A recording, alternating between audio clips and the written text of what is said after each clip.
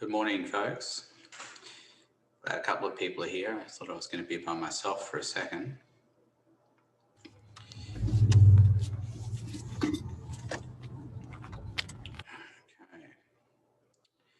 So what I'm going to do is, well, I feel like I've gone over the intermolecular forces enough at this point, but I'm going to go back over them later when we're going through the review here of the of test 4. So I'll leave it. Hopefully, I'll have a little bit of time at the end for that.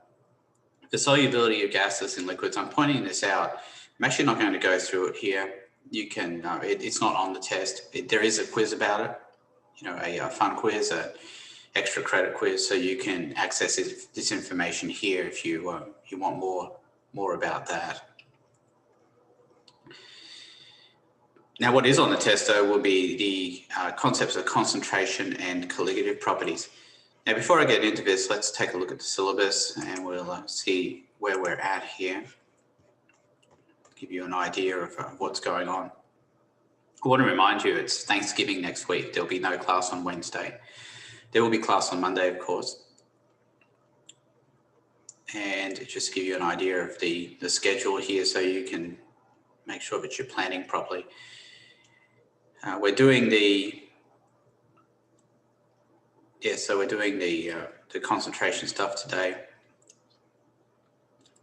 And test 4 will actually be due after Thanksgiving. So I'm going to get through a lot of the stuff today, and there'll be a little bit of time on Monday spent on the heating curve problems.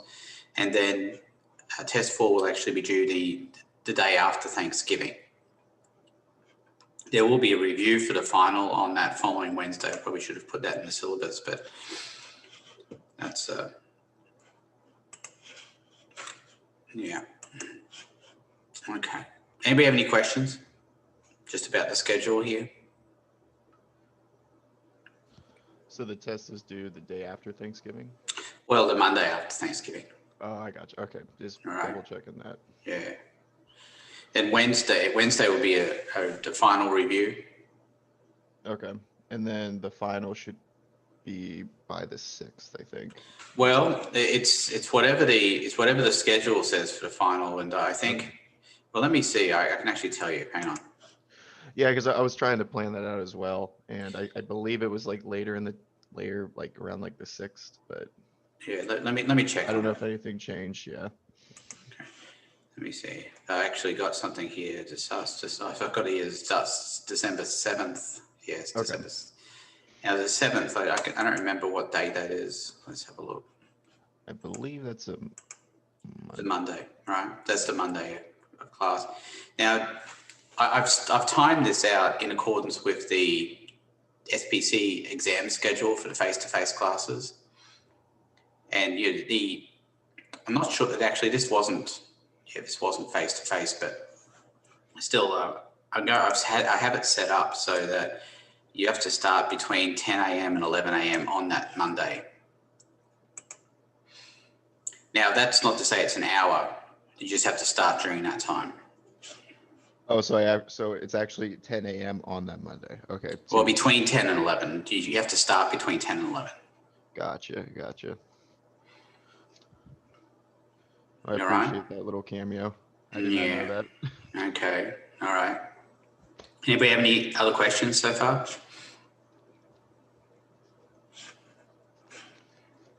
Okay. All right. So back to what we were talking about over here.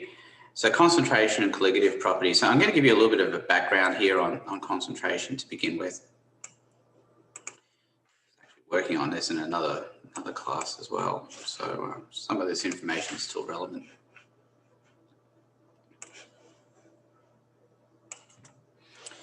All right, so concentration in general is the amount of solute per the amount of solvent or solution, depending on what you're actually dealing with. Okay. Let's look at a little bit of language here, what we're actually talking about. So solute is what's being dissolved. Solvent is what's doing the dissolving. And afterwards, what we get as a result is called a solution. So you need to understand all three of those terms there. And just to be aware, a concentration is the amount of solute, what we're dissolving, in an amount of solvent or solution. Does anybody have any questions so far?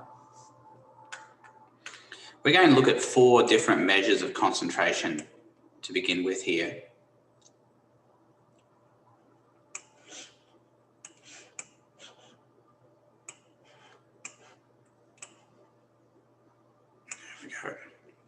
The first one is percent by mass or percent by weight. Really, it should be percent by mass, I'm sure, but commonly you'll see this as percent by weight. And it's the mass of solute divided by the mass of solute plus the mass of solvent. Another way of expressing that bottom part here would be the mass of solution. So if you think of what a percentage is generally, it's usually part divided by whole. So if I wanted to figure out the percentage of females on this call, I would count up the number of females and divide by everybody. It's the same kind of thing with mass percent. If you've got the mass, if you've got the mass of solute and you've got the mass of solvent, then you can figure out the percentage. So it's going to be mass of solute divided by the mass of solute plus the mass of solvent, all of that multiplied by 100%. So in this example here, you're given a mixture of 22 grams of phenol, you're told is solid, and 160 grams of acetic acid, which you can assume is liquid because when we're talking about a solvent, it has to be a liquid. Has to be dissolving something. Now, a solute can be either a liquid or a solid.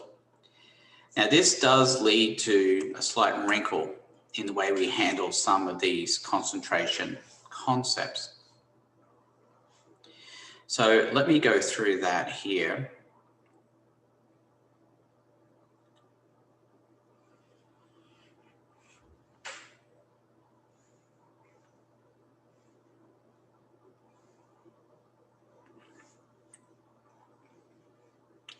So let's say we've got a solid solute.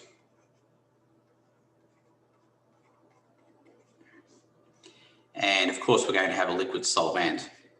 There's no really getting around that. You can't dissolve a solid in a solid.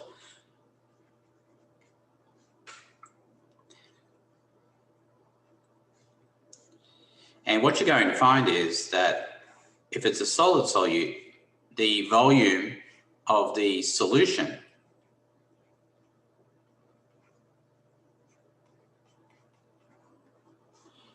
is going to pretty much equal the volume of the solvent.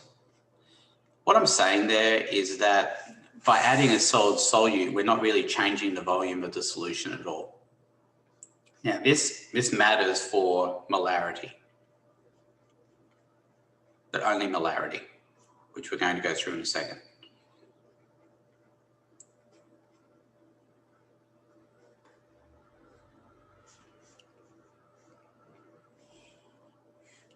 All right, let's look at the other case here. Again, we'll have a solvent.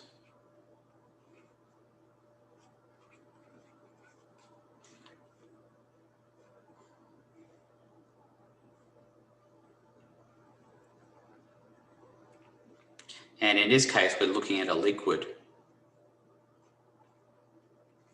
solute, which we can also have.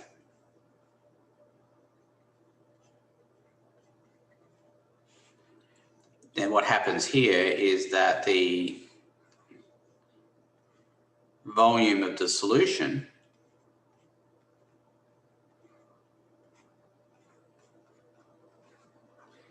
equals the volume of the solvent plus the volume of the solute. So I'm hoping you can see the difference here between these two cases. Okay, I'll stop here for a second. Does anybody have any questions about the distinction I'm trying to make between solid and liquid solutes and how that affects the volume of the solution? Anybody have any questions? No.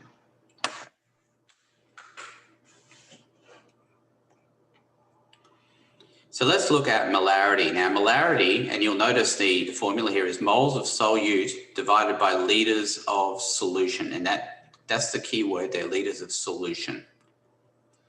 So this is going to depend upon whether your solute is a liquid or a solid.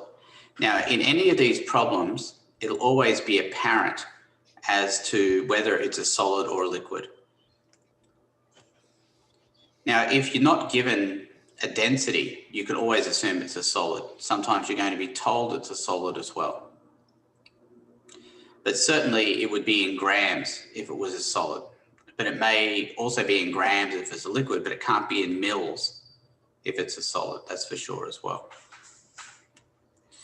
So in this case, we are given a solid solute. So we know that the liters of solution is going to be just the liters of the solvent in this case.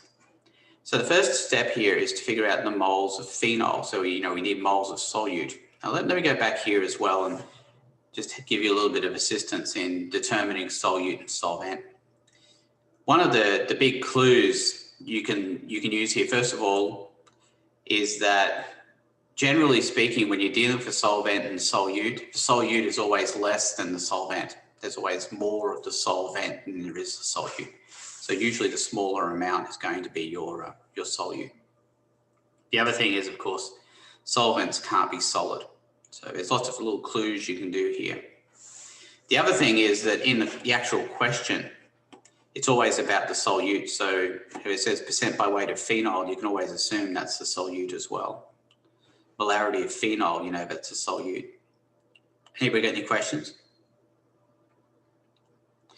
So we need moles of phenol. We are given the mass in the problem, but we're also given the molecular formula as well. And that's where the 94.00 grams comes into play. You'll be able to add that up from the periodic table and come up with the 94.00 grams, and then come up with the number of moles of phenol that you're dealing with. Does anybody have any questions so far? What we're doing is essentially like stoichiochemistry, that type of stuff, where No, or maybe that's the wrong word for it. No, it's actually not that complicated. It's just applying these formulas. If you know molarity is moles per liter, moles of solute per liter of solution, you have to find the moles of solute, then you have to find the liters of solutions. I'm not trying to. That's all we got to do. Right? Okay, that seems pretty easy. Okay. Is this like the flow chart that we had last time? Like I know we had it in a previous section. It's actually simpler than that, because we're not dealing with stoichiometry. This is doing a solution or making a solution is not a reaction; it's a physical process. Mm-hmm. Okay. So this is strictly in the realm of solutions, not predicting what part is to part the other. Okay, I gotcha. No, because it doesn't go any further than that. Are you okay so far with what we've gone through, Roland? Yes, I'm okay with it. It seems like a little refresher in some sense, but yeah. Well, it's a bit more advanced because we haven't gone through some of this stuff in this context. I gotcha. Now, the other thing that's going to be important here is the concept of density of liquids. And we know that density is equal to mass divided by volume. Therefore, we can get from that a couple of equations. Mass equals volume times density. And volume equals mass divided by density, which is also the same as mass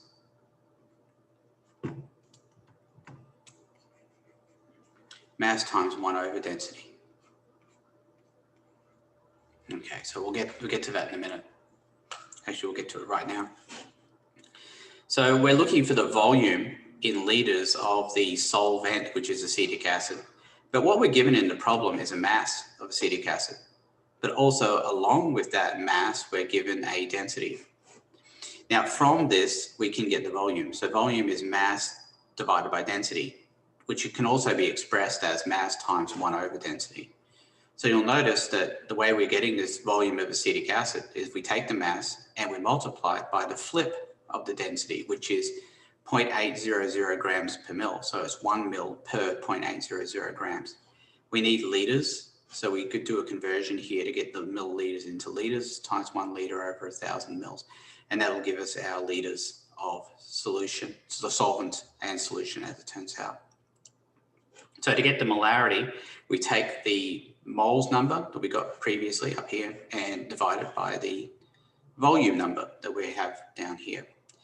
Since it's a solid solute, the volume of solution is simply the volume of the solvent by itself. Does anybody have any questions about molarity? So the reason you could put the 1 over density, because density is kind of like a part. So it's like this many per part. And then that's, okay. Yeah, but to get the volume, it's mass divided by density, which is the same as mass times 1 over density. Now, density is 0.800 grams per mil. So 1 over density would be the flip of it, which is 1 mil divided by 0.800 grams. Gotcha. So you're just inverting it. Okay, yeah, that makes sense. Because you're dividing it, essentially. Gotcha. Okay. But, to get the dimensional analysis right, to have the units cancel, that's the way we've got to express it. We don't ever use division in and of itself when we're doing those, when we're doing dimensional analysis. You never see a division sign because it's confusing. We do see lines, which is fine, but whatever makes the units cancel. Okay. All right, thanks for clearing that up. Okay, were you going to say something else? Oh, no, that was it. It was Okay. just, I just wanted to sort of organize that thought. Okay, does anybody have any other questions so far?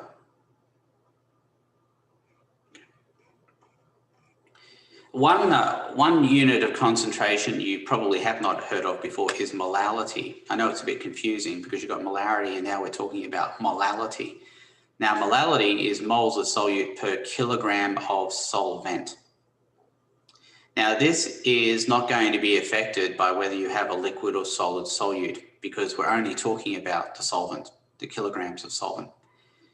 The benefit of using molality over molarity, if you look at the formula for molarity, it's moles of solute per liter of solution. And one thing we know about volumes of solutions is that they can change with temperature. I think we're all aware that liquids will contract and expand depending upon how hot they are. So hot liquids tend to expand while cold liquids tend to contract. So this means that temperature can actually affect concentration because it affects the liters of solution. What temperature will not affect though is a mass of solvent. That's not going to change. So that's going to be used in some applications that we'll look at a bit later, but certainly involve temperature.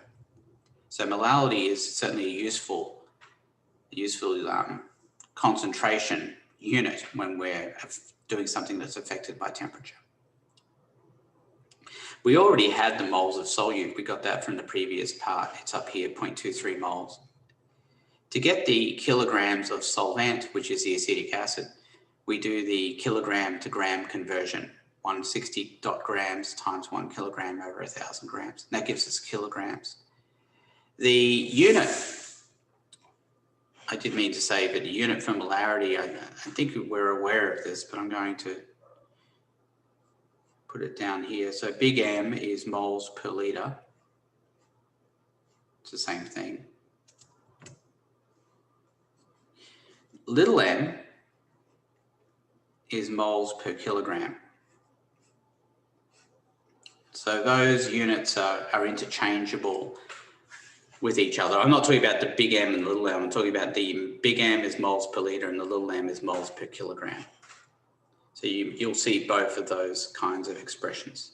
You can see even in the dimensional analysis how to be moles per kilogram, but that's expressed as little m. Likewise up here, moles per liter is the same as big M.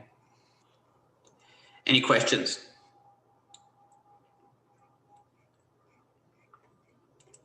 The last concentration unit we're looking at, or concentration possibility, is called mole fraction. Now, mole fraction looks a lot like mass percent, but you'll notice we're not multiplying by 100. We're looking for a fraction. So the mole fraction of phenol here can be measured by taking the moles of phenol, dividing by the moles of phenol plus the moles of acetic acid. So it's going to be moles of solute over moles of solute plus moles of solvent. you'll notice that we do already have the moles of phenol, but we don't have the moles of acetic acid. Now we can get that by taking the mass of acetic acid, that again we're getting from the problem. You can see it here.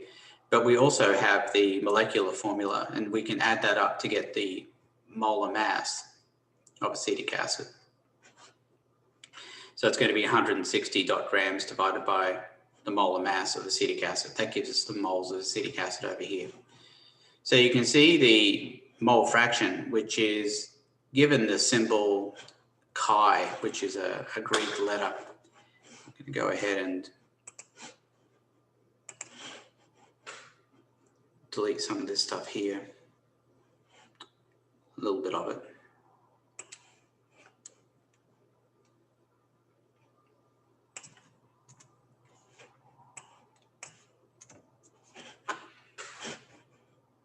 I want to keep this because I want to show you another example in a second. But when you're looking at chi of acetic acid, there's a separate way or another way of getting that. If you look closely at these two values, the mole fraction of phenol and the mole fraction of acetic acid, you'll notice when you add them together, they come up to 1, which is what we expect because they're fractions. So when you've got two things and they're adding together, they should come up to the whole. So another way of getting that mole fraction of acetic acid is to take the 1 and subtract out the mole fraction of phenol. And there you go. So that would still work for the significant figures as well, because 1 is a counting number and this is 3 places past the decimal. So we end up getting something that's 3 places past the decimal. You'll also notice there's no unit, and that's because the moles cancel. So moles divided by moles gives no unit. So it's just a fraction, no unit. Does anybody have any questions about mole fraction?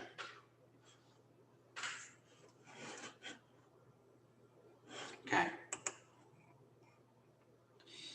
So I'm going to show you the same set of things here, except now we're looking at a liquid solute. So I had made this distinction earlier. The first example was a solid solute where phenol was solid and the volume of solution equaled the volume of the solvent. And this had a big effect on the molarity concentration. So you'll see the same thing happening here, except now we're dealing with a liquid solute. So this is going to affect the volume of solution a little bit differently. The volume of solution will be the volume of the solvent plus the volume of the solute. That wasn't the case in the case of the solid solute. So in this instance, you've got 22 mils of furfural liquid, and I also give the density for that as well, and 160 grams of ethanol, and I give the density of that as well. So you'll notice that we do have the mass of ethanol, which is fine. We need that for the mass of solvent. We don't have the mass of solute though. We do have its volume. And what I've got up here is the formula that will allow you to get that mass, and the mass will be the volume you're given multiplied by the density. So that's the 22 mils times the density given. That gives the mass of the furfural here, which I've given the symbol F. So in order to get the percentage between 25 grams of furfural divided by 25 grams plus 160 grams of ethanol, and that multiplied by 100% comes out to 14%. Does anybody have any questions?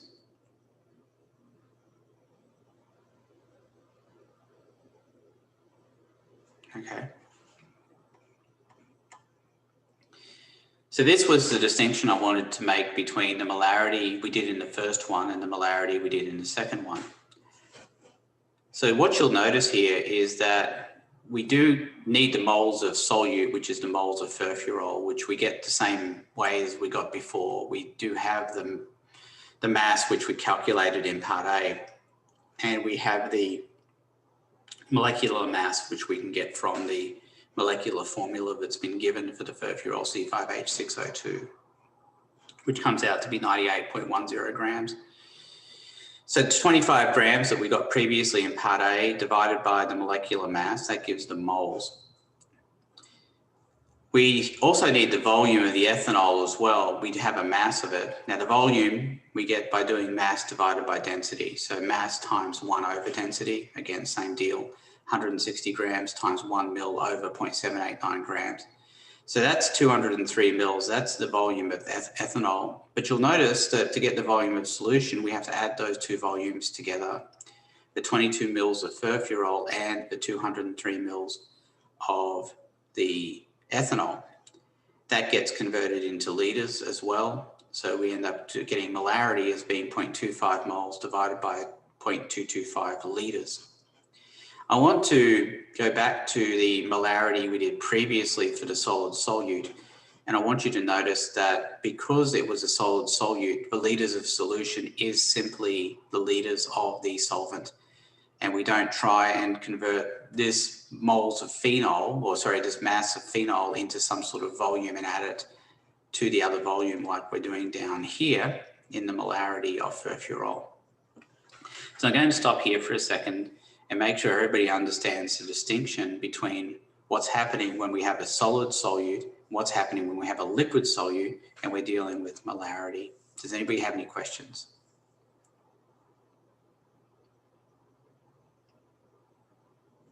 Okay.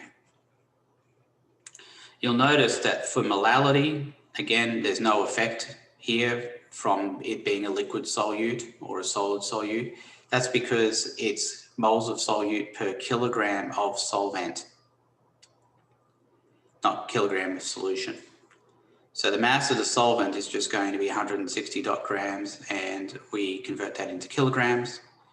And again, we take the moles that we got part B and divide it by the mass that we just calculated here. That gives the molality 1.6 little m. Does anybody have any questions?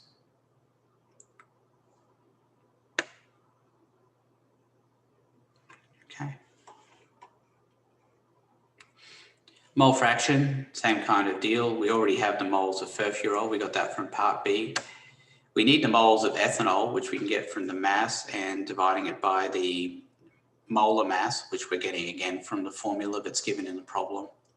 This gives 3.47 moles. And again, we do that same calculation, which is moles of solute divided by moles of solute plus moles of solvent. And that gives us the mole fraction of solvent and solute, as we can see here. Does anybody have any questions about mole fraction?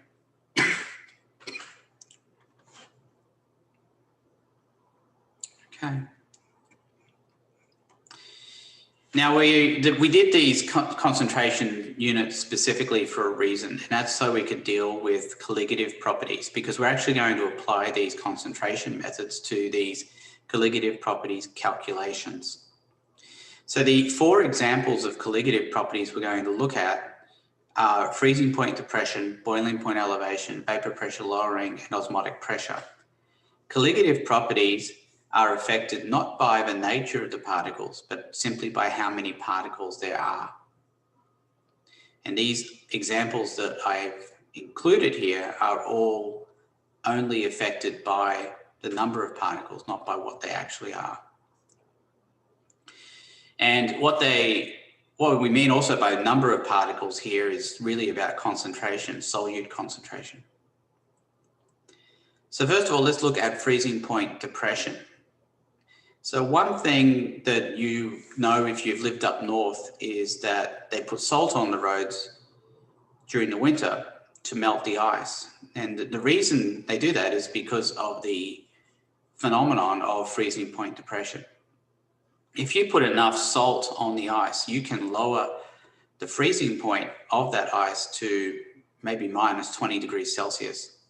So what can happen is that when the temperature gets below freezing, the water doesn't turn into ice, it remains water, which makes it a whole lot safer to travel on.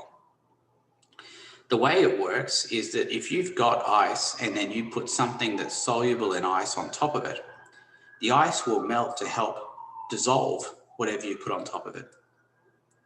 So that's what does the actual freezing point lowering, is the tendency of that ice to melt to dissolve whatever you put on it. Does anybody have any questions so far? Doesn't it make the ice colder? Well, the ice... Or it concentrates the energy or the lack of energy to... Well, it makes the whole system colder, not just the ice itself. I mean, okay. If you've got an ice salt mix, it's going to have water in it as well. That whole thing can have a temperature of minus 20 degrees if you set it up correctly. It's about it's about 1 part salt to 4 parts ice. Now that'll provide minus 20 degrees. That's a lot of salt, by the way, if you're dealing with a lot of ice, isn't it? Yeah, and that's why like I was interested in that, because like how does it lower it in that case? It's like it's not like it's losing energy or gaining energy. Is it like concentrating the energy somewhere? Well, no, I wouldn't say that. No, what it's doing is just that the stuff on top of the ice is just being dissolved, because it's more of a concept of entropy really, and disorder, because a solid is very ordered, whereas a solution is not particularly ordered. But generally systems will go towards more disorder than order. That's kind of what's driving it, Roland. Oh, so it can absorb more energy because it's in that state of disorder and it wants to suck up more energy, so that's why it's colder. No, it's about the stability of the system. Oh, okay. The system becomes more stable when it becomes less ordered. Because the whole tendency for salt is it's going to be, if you have a solution of salt, that's always actually a lower energy situation than if you've got salt and water separate. Okay. Because in the solution, the salt is all separated and it's much more disordered. Okay, I see what you're saying. But you know, when we get to general chemistry 2, we learn a lot more about those kinds of situations. So that's kind of beyond the scope of what we're dealing with here. Okay. I appreciate that. Okay. The next two, boiling point elevation and vapor pressure lowering, are really consequences of the same concept. So what we know about a pure liquid is that we'll have liquid, and above that liquid we'll have molecules of the liquid in the vapor form. So they'll be just floating around over the liquid, and we see that. And when we've got the vapor, it actually has pressure associated with it. We call that the vapor pressure. And obviously the more X's there are above the liquid, the higher the vapor pressure is going to be. But if you dissolve something in the liquid, then what happens is that the vapor molecules above the liquid want to come back down into the liquid. Why is that? They want to help dissolve whatever you've put into the liquid. So this has the effect of, first of all, lowering the vapor pressure, because now you have less X's above the liquid. That's for one thing. The other thing it does, though, is it also elevates the boiling point, because one of the things about boiling point is that it all depends on the vapor pressure. A definition of boiling point is when the vapor pressure reaches atmospheric pressure. So if you have to heat something in order to get those X's to the point that it equals the atmospheric pressure, then you've boiled the solution. But if you've got something dissolved in the liquid, it's going to make it harder to get those X's out above the solution. They're going to want to stay in there to help dissolve whatever you've put into the liquid. This has the effect of elevating or raising the boiling point. This is the reason that people put salt in boiling water when they're cooking pasta, because it does make the water hotter. It raises the actual boiling temperature of the water. So it's not just for taste, it actually does make your pasta cook faster. Does anybody have any questions about B&C, boiling point elevation and vapor pressure lowering? Okay.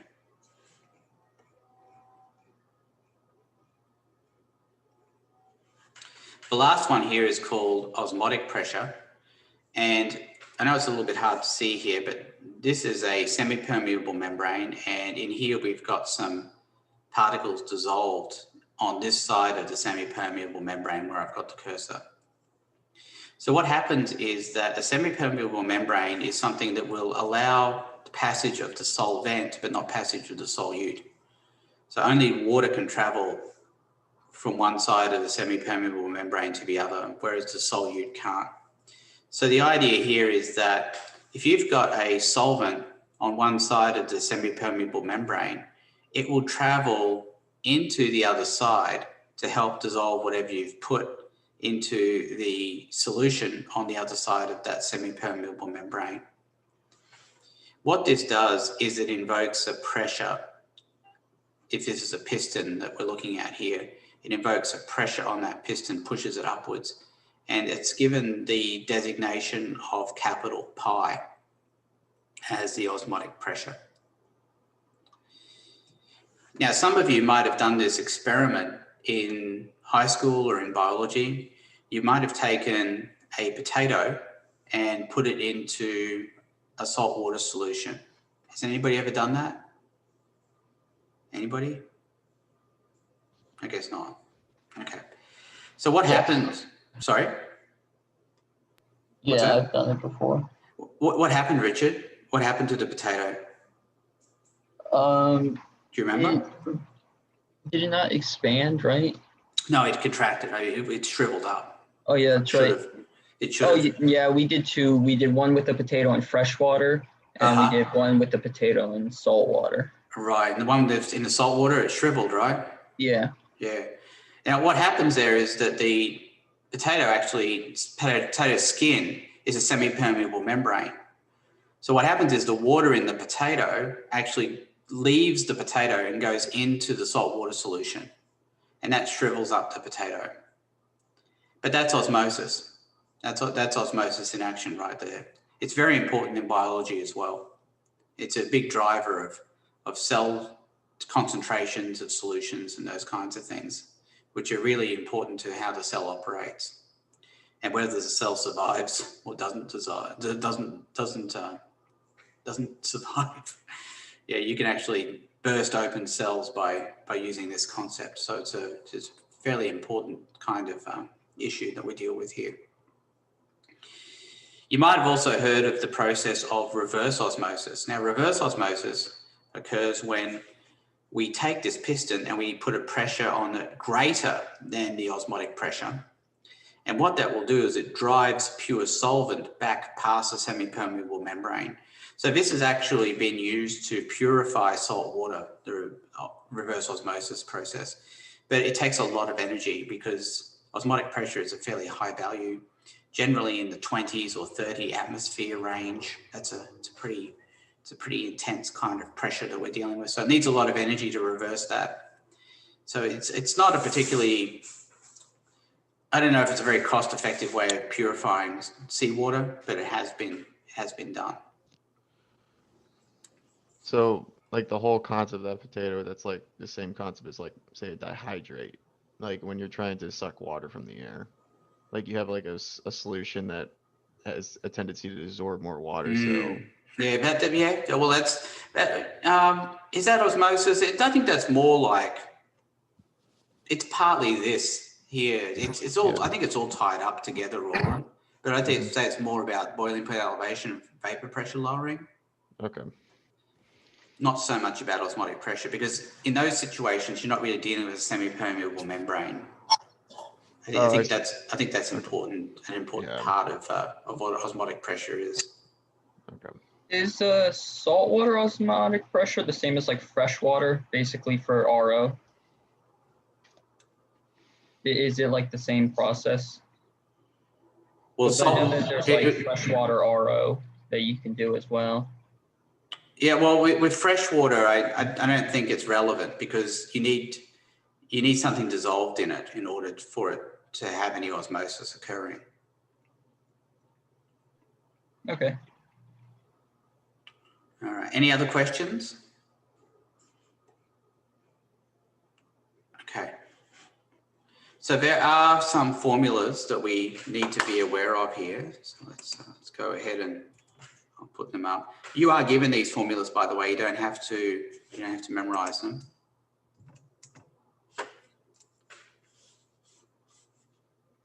And I'll put them up here. I put them, they're actually in the actual tests, so you don't have to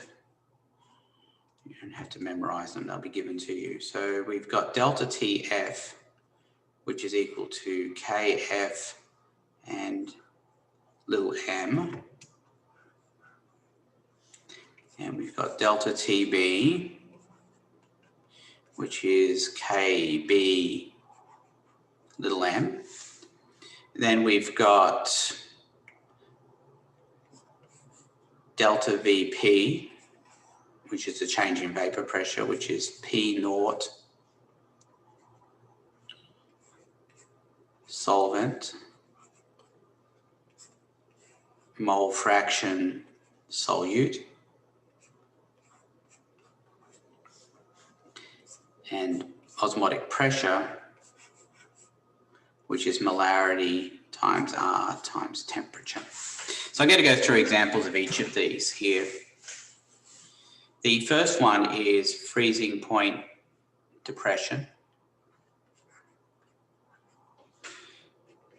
The second one is boiling point elevation. The third one is vapor pressure lowering. And the last one is osmotic pressure.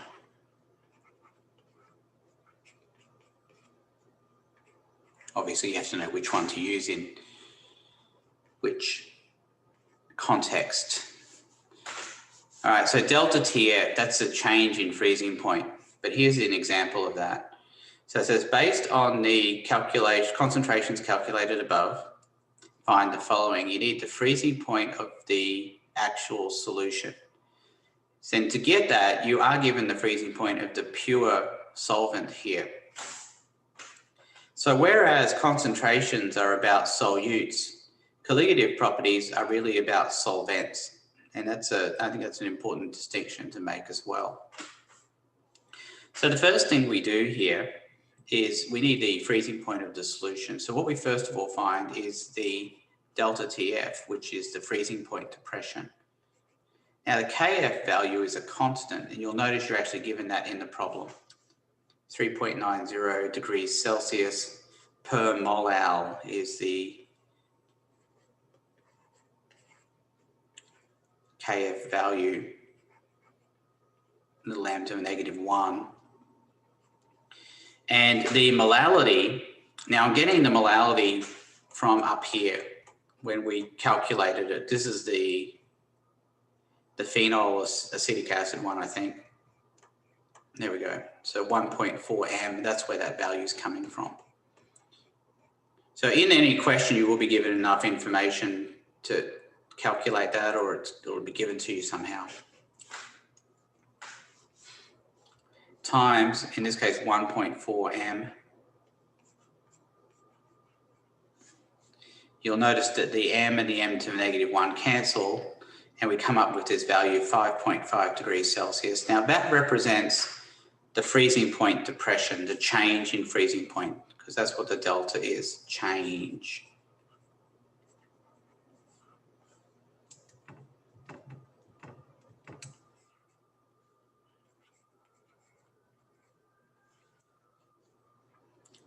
So we've got the new freezing point is going to be the pure, which is 16.6, that was given to you. And it's important that it's minus 5.5 degrees Celsius. And the minus is because it's freezing point depression. So it's always going to go down. And that gives us 11.1 degrees Celsius. Does anybody have any questions about that freezing point depression?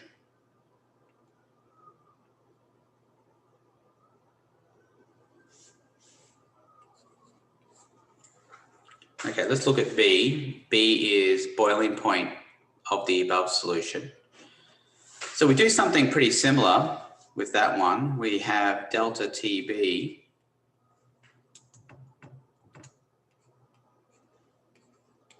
is equal to KBM. The KB again is given to us, 3.07 degrees Celsius per molal, times the molality, which again we calculated previously, which comes out to be 4.3 degrees Celsius. Now this represents the boiling point elevation, or a change in boiling point.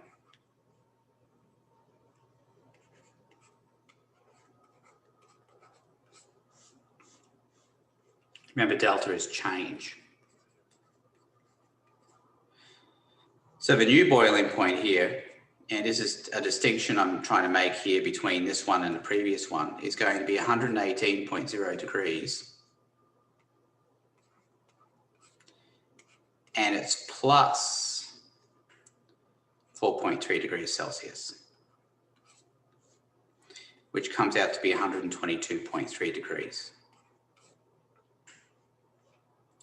Now the reason it's plus is because it is boiling point elevation. So the boiling point goes up, whereas the freezing point goes down. One way I like to remember it is kind of like a mnemonic. A lot of people get depressed when it's cold. So that's how I kind of think about it. I don't. I actually like the cold weather, so I don't know if it works for me so much, but you know, maybe some people do. Any questions? So the 1.4 is like constant, basically? It is, yeah. Well, no, the 1.4 is calculated based on the concentration. The 3.07, that's a constant. Okay. The 1.4 we got from a previous problem back up here, okay. Richard, when we talked about the molality. At this point here, that's where the 1.4 is coming from. Okay, thank you. All right, any other questions? Okay, vapor pressure.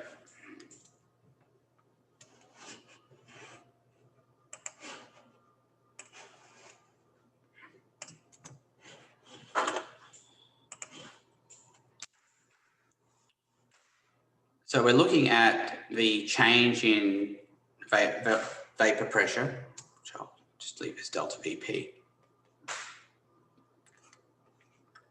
And it's the chi of the solute, which is the mole fraction of solute, multiplied by the P0 of the solvent. Now the P0 is the vapor pressure of the pure solvent.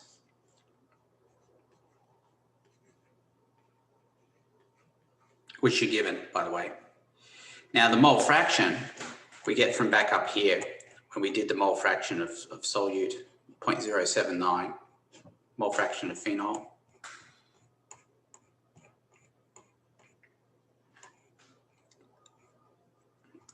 And you'll see that we are given the vapor pressure of the pure solvent here. So the mole fraction, 0.079. That doesn't have any units, remember, and that's 20.0 torr.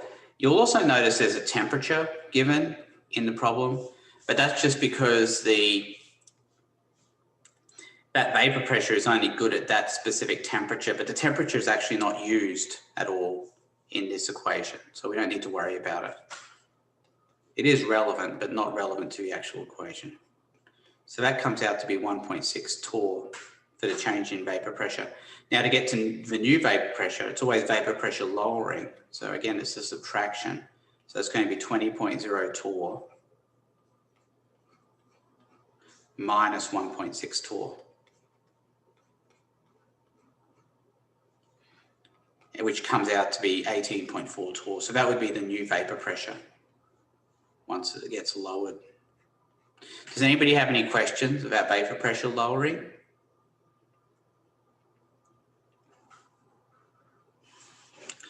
So the minus there is important. Again, I'll circle that. It's VP lowering. Okay.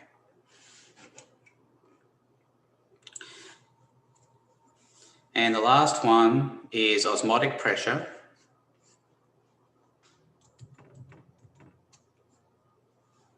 And that's pi equals MRT.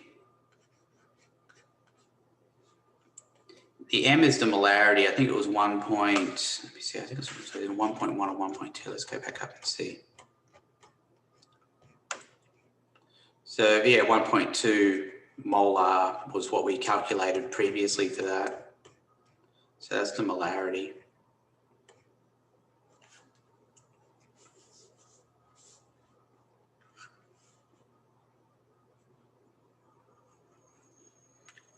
test times R, which is a value you'd be given, 0.08206 liters atmospheres per mole per Kelvin.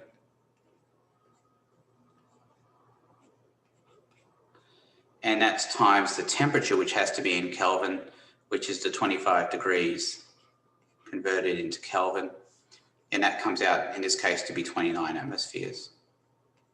It's a pretty big value. So that would be the osmotic pressure. Does anybody have any questions about osmotic pressure?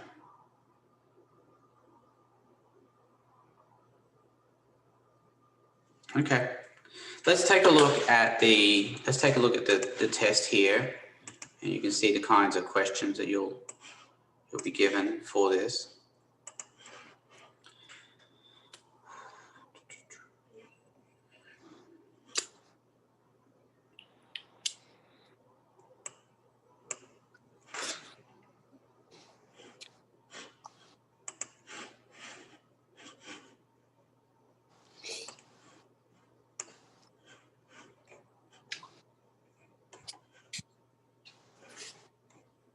Oh, wrong one, sorry.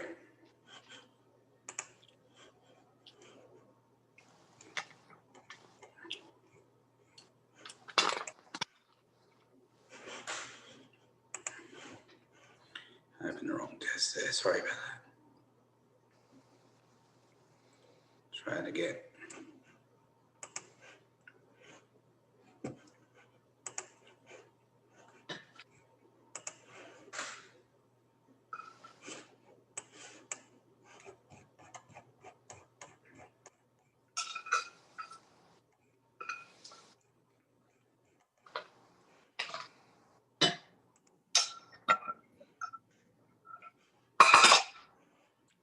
David, I think you might need, I'm going to mute you.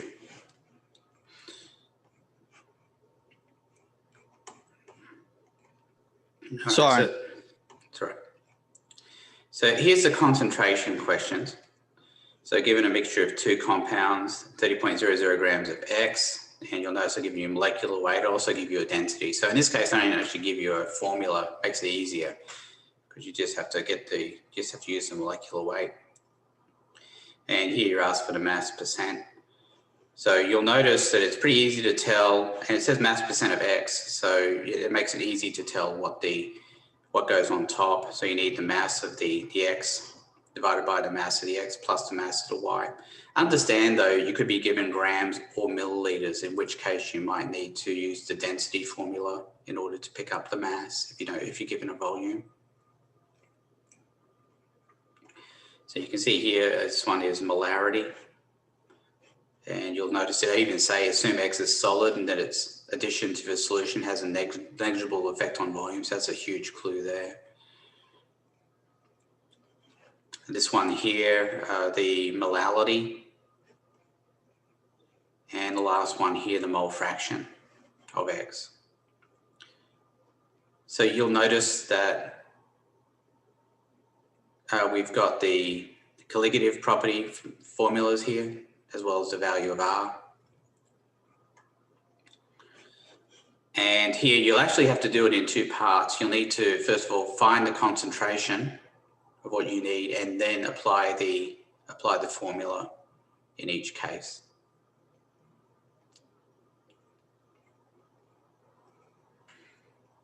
So you'll have osmotic pressure, you'll have vapor pressure lowering, you'll have the boiling point and freezing point elevations as well.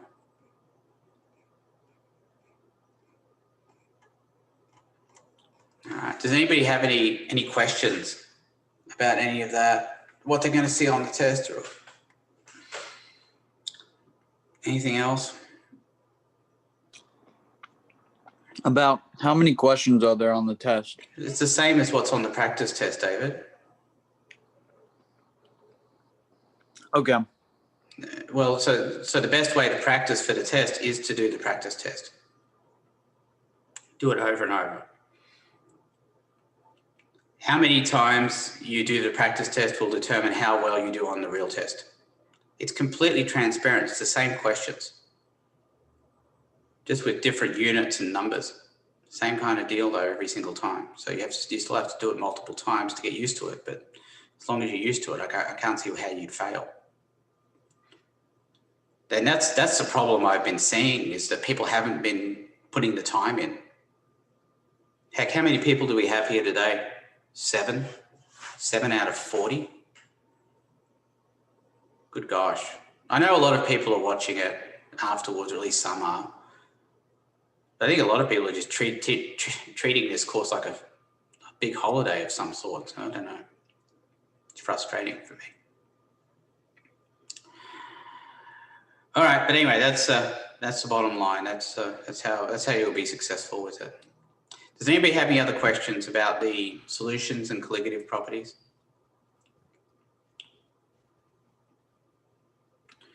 All right, well, let's move on to the heating curves then. And yeah, that's the last thing we really have to cover here.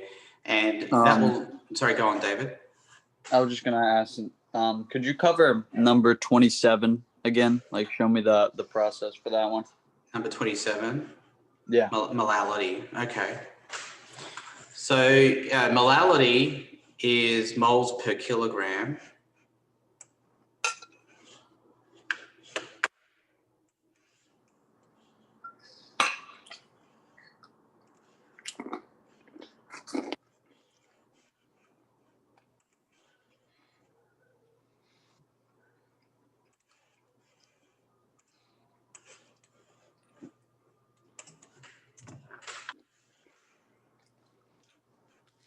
Leave this here for a bit.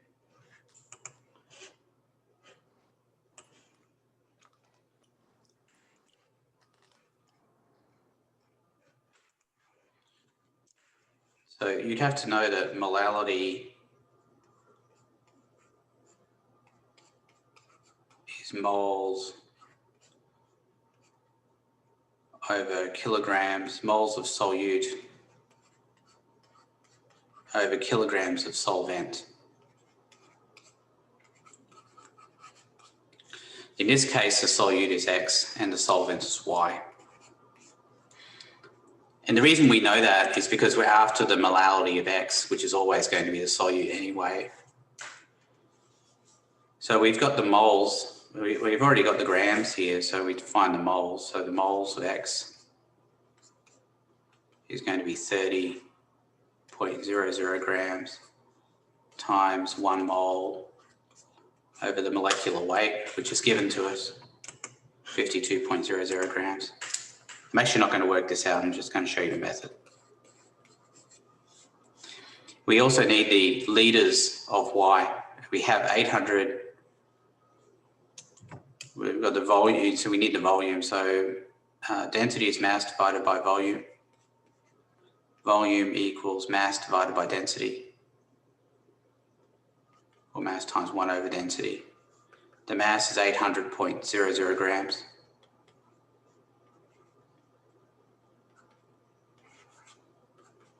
And the density is given to us here, 0.841 grams per mil.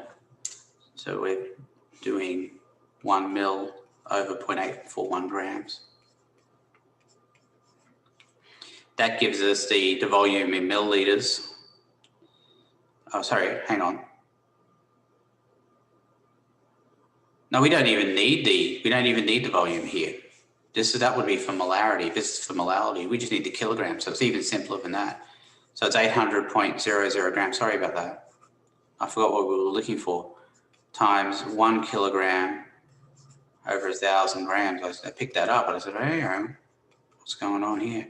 So it'd be 0.80000 kilograms. So it would just be whatever you get from the moles divided by whatever you got for the kilograms, David. Sorry about the mistake there. It's okay. That seems really easy. But you know, it requires that knowledge of what molality actually is. And you know, I mixed it up. I thought I was looking for molarity initially, but it was molality. If we were looking for molarity, then yeah, we go that route, but we're not. Right. Anybody got any other questions?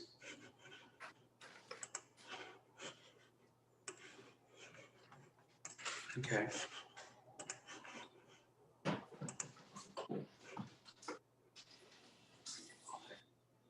Now I'm going to Levant Hof Factor. I'm just trying to think if I want to cover that or not. This is part of the, yeah, I suppose I will. This is part of the fun quiz. It's not something you'll be asked a direct question on in the actual test, but it is part of the quiz. So I will cover that as well. So the Van Hof factor takes into account the multiple ions in ionic solutions. So remembering that colligative properties are all about the effect of particles. If you've got a solution of, everything we've dealt with so far, the I is essentially 1 because these things don't break apart in solution. But you'll see that the formulas for these Van Hof factors will have the I in front. So it's just the same thing multiplied by the number of particles from the actual solution. So let's take a look at some examples of that. So we're talking about ionic solutions here. Let me move this a bit.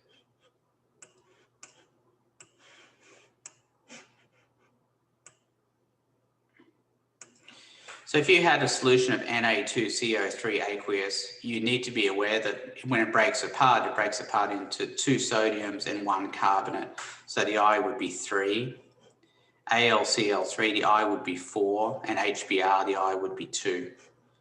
So everything we've been dealing with so far, the I is 1 because it doesn't break apart in solutions. So anything with an AQ next to it, you need to be able to break it apart. So that's going to happen in some of those on the fun quiz questions you do, the extra credit quiz questions. That's why I'm pointing this out. Okay.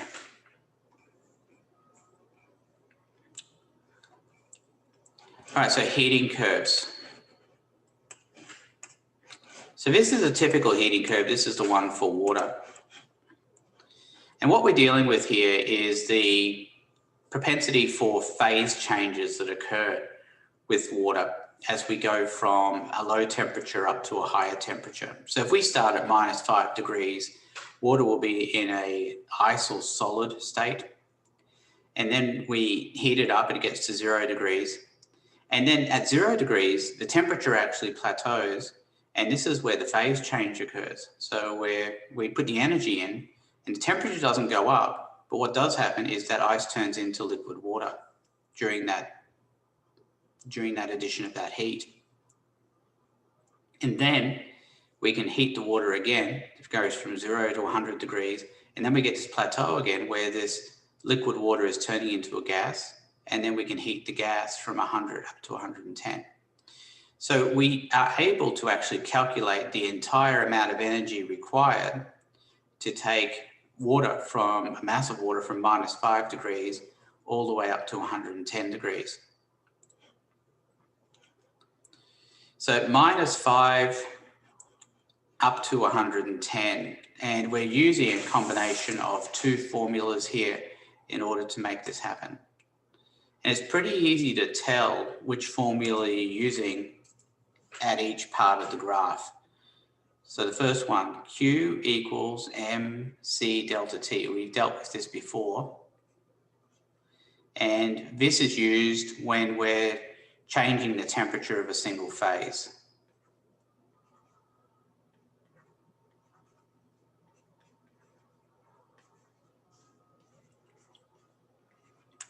In other words, on the graph, it's where it slopes. So the slopey part. Is everybody okay with what I mean by slope part? The slope part of the graph? Yeah, these parts where it's going up, not the plateau parts. The other one is Q equals the delta H of fusion or the delta H of vaporization times the number of moles.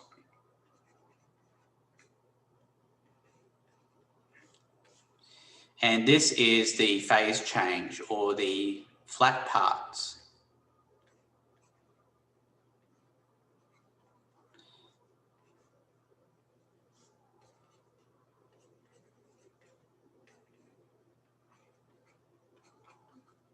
the flat parts of the graph. So I think it's kind of mind-blowing, really, that when you're actually melting something, like even water, the temperature isn't going up. When it's actually changing phase, the temperature is stable and all the energy is going in to the actual phase change, turning it from a solid into a liquid or a liquid into a gas. Does anybody have any questions so far? So this top formula is one that you're already familiar with, and you'll notice here that you are given the values you need to calculate this. So we've got the C of ice, which is the heat capacity of ice. We've got the delta H of fusion, which is the enthalpy of fusion, or the enthalpy of melting, if you will. The C of water liquid, which is the heat capacity of the water liquid, and the heat of vaporization, which is delta H of vap. And then you've got the heat capacity of steam. And with all of these different values, and the fact that we're dealing with the 18.02 grams of water, will allow us to make all of these calculations that are necessary. So if we're looking at the -5 to 0, that's a slopey part.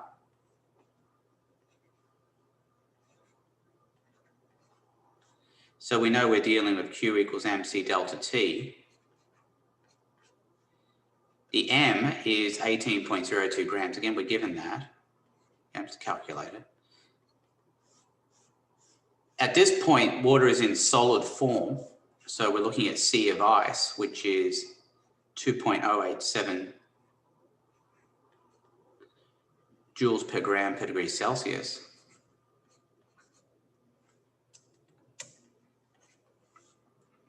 And the delta T is the difference in temperature, which goes from -5 to 0, which is going to be 5. So you always make that a positive value. We'll make 5.0 degrees Celsius. And that allows us to come out with, well, I don't know. It depends on the, well, let's make it 5.00, which is 0, which is what I've got here. So let me put that in. All right, so that comes out to be 188. I think it's 188.0 joules. And then if we want to look at the next part, the plateau part where it's actually changing phase, this is where we use the delta H equals delta H fusion. So that's fusion is going from specifically from solid to liquid. And vaporization is specifically going from liquid to gas. I think that one's pretty easy. The fusion one you might not have heard of before. So times the number of moles. Now, we know that 18.02 grams of water is actually 1 mole of water. That's why I chose that to begin with. So that would be 6.010 kilojoules per mole times 1 mole. But in order to compare apples to apples, we'll do a conversion factor here and get it into joules. So times 1,000 joules over 1 kilojoule, which would be 6,010 joules.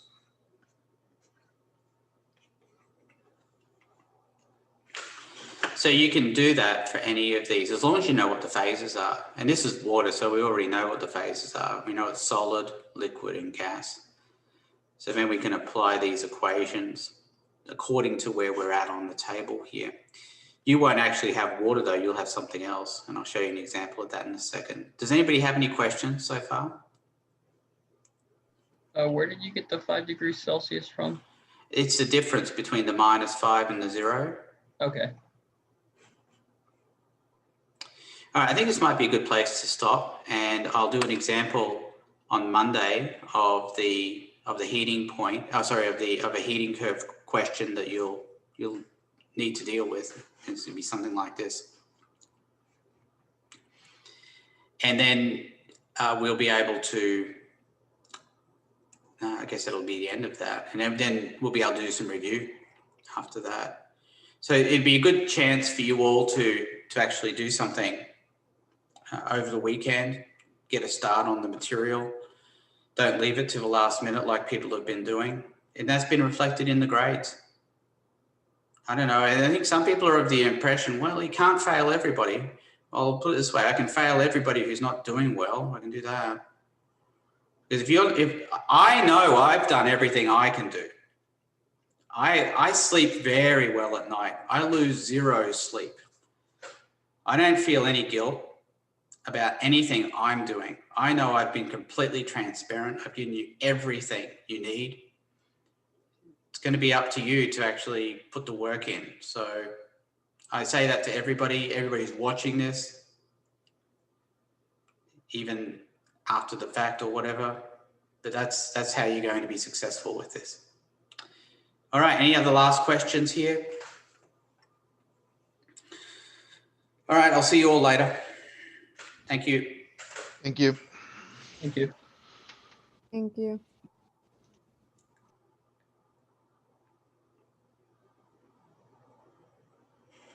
David, do you have something?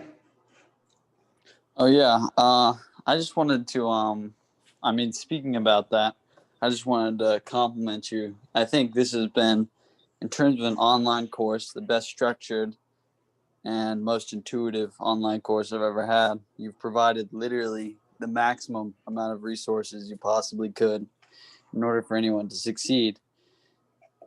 Like, if you wanted to, you could definitely get an 100% in this class, because you have literally everything there. You're even transparent on the final. On the final, you tell us what types of questions are on it based on the other tests. You can go through those and sort them out and figure them out. I mean, you just don't get much better than this. So, I appreciate that, David. Thank you. yeah, you just do a great job. You're a good teacher. Well, thank you. Did you have anything else you need to ask me? No, not really. Okay. Yeah, have a good day. You too, David. Thank you. Bye-bye. Bye.